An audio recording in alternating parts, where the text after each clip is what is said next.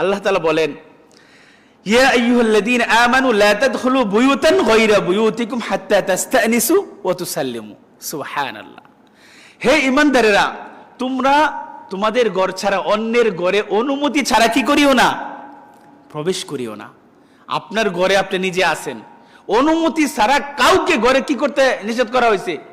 ঢুকতে নিষেধ করা হয়েছে। আপনার বসবাসের অধিকার ইসলাম দিয়েছে। সুবহানাল্লাহ। আলা আহলিহা যালিকুম খায়রুল লাকুম লাআল্লাকুম তাযাক্কারুন। তাহলে দেখেন, হঠাৎ করে আপনি একজনের ঘরে ঢুকে গেলেন, সে কি অবস্থায় আছে আপনি কি জানেন? আপনি কি জানেন? আমরা কেউ জানি না। স্বামী স্ত্রীর ঘরে আছে, তার অন্য কোনো কাজেও তারা ব্যস্ত থাকতে পারে। অনুমতি ছাড়া কেউ কারোর ঘরে কি করা যাবে না?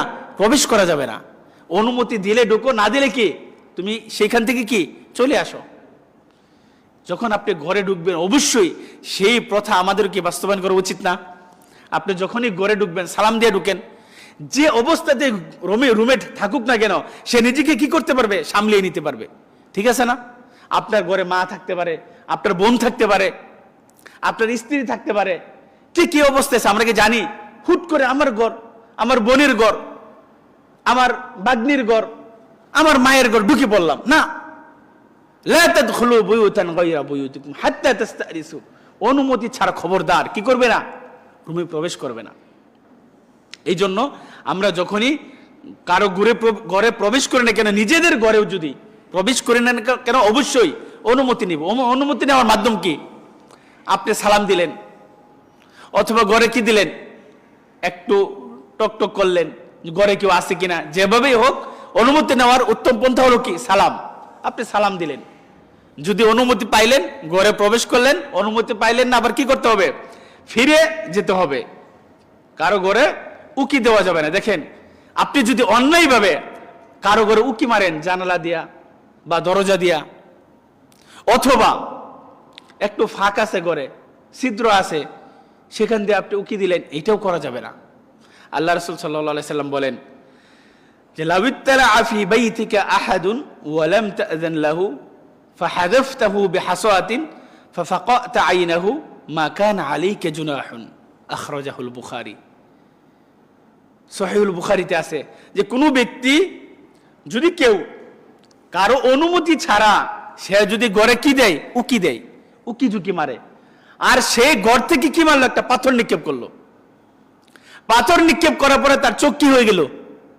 চোখে লেগে কানা হয়ে গেল, অথবা সে একটা আঘাত পাইল, অথবা তার কান নষ্ট হয়ে গেল। মা কানা আলাইকা জুনাহুন। তাহলে তোমার কি নাই? তোমার উপর কোনো কি নাই? সমস্যা নাই।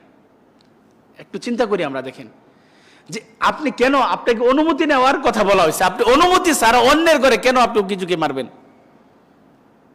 এটার কত বড় একটা শাস্তি। যদি পাথর নিক্ষেপ করার পর আপনার চোখ নষ্ট হয়ে যায়, তারপরে তার কোনো কি নাই? কোনো কিসাস নাই। কেন সে অন্যের ঘরে এইভাবে উকি ঝুঁকি মারবে? সুবহানাল্লাহ। এটা কে দিছে? এই নিরাপদ ভাবে বসবাসের যে অধিকার, এটা কে দিছে? ইসলাম দিছে আপনাকে আমাকে। সুবহানাল্লাহ। যদি আমরা সত্যি সুন্নাহ অনুযায়ী চলি, ইসলামী বিধিবিধান, ইসলামী নিয়ম অনুযায়ী চলি, শুধু শান্তি আর শান্তি। সুবহানাল্লাহ। যদি এ থেকে আমরা অন্যভাবে চলি, তখন দেখবেন অনিয়মের শেষ নাই, অশান্তির শেষ নাই। যত নিয়ম তত কি শান্তি, যত অনিয়ম তত অশান্তি।